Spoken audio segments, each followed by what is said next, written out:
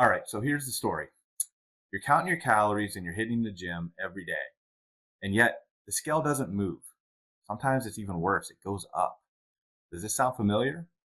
Well, it may not be your workout or your diet.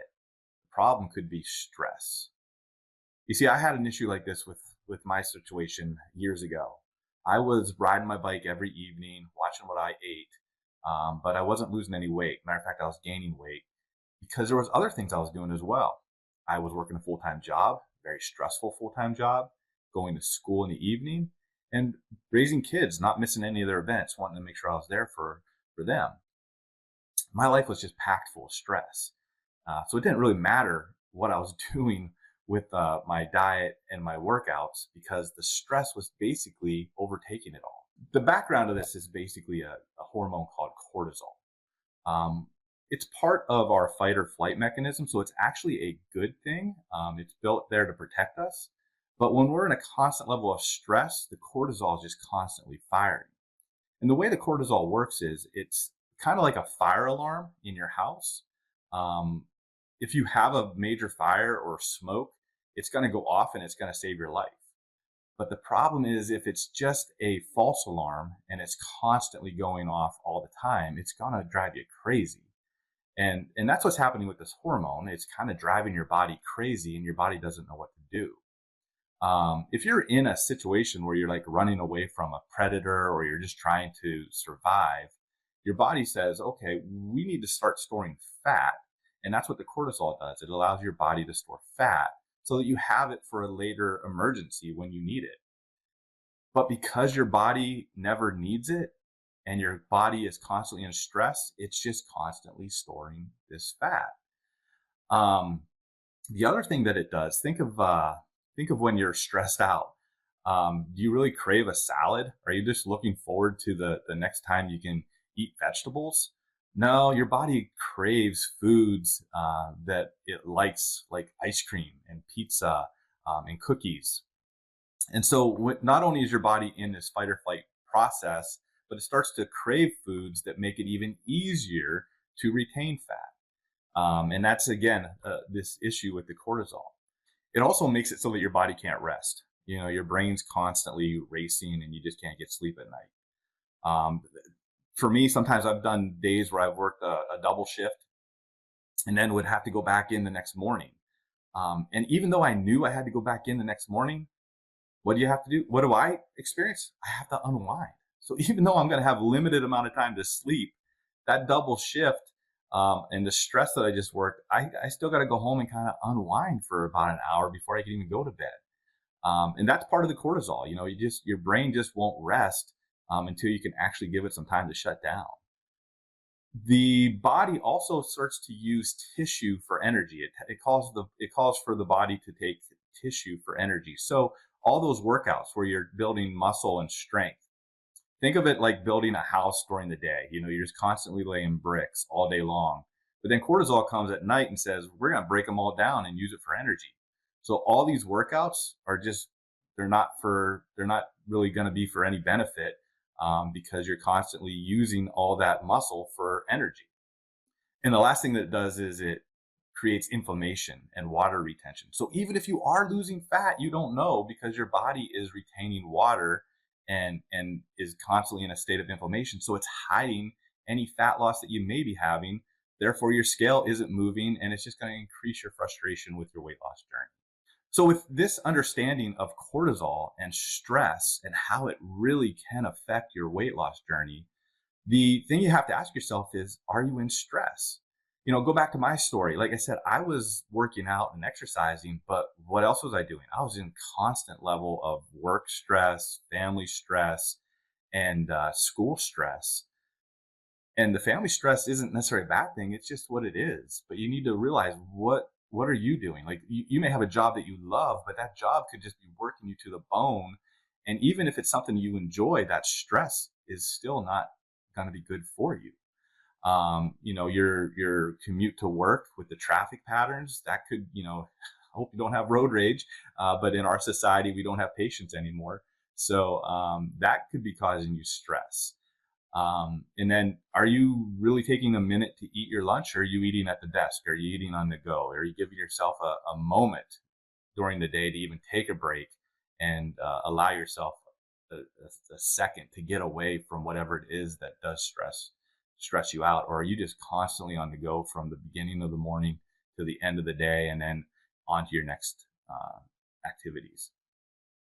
Take a moment and try to figure out what stresses you have, because if you don't know what they are, you may not even realize that you're working with this amount of stress in your body. We're constantly dealing with low level stress environments. The other thing is social media. That's stressful too, constantly looking at social media and comparing yourself to others, or even just the process of never allowing your brain a moment to rest, but constantly have to be interacting and thinking, even if it's mindlessly, with social media and doom scrolling. That's also very stressful and not healthy for a weight loss. So before we get to the solutions, because here's the good news, there are solutions. If this has helped anyone so far, if this is beneficial, and I hope that every video at least helps one person, I just ask that you would like and share our videos. So the solutions, the first thing you want to do is you want to get good night rest. You want to get some sleep, about 7 to 9 hours. I know that seems like a lot, but that rest allows your body to rejuvenate. Think of it this way. If you never put your phone on a charger, would you expect it to keep running? Of course not, and that's one of the things that we do every night.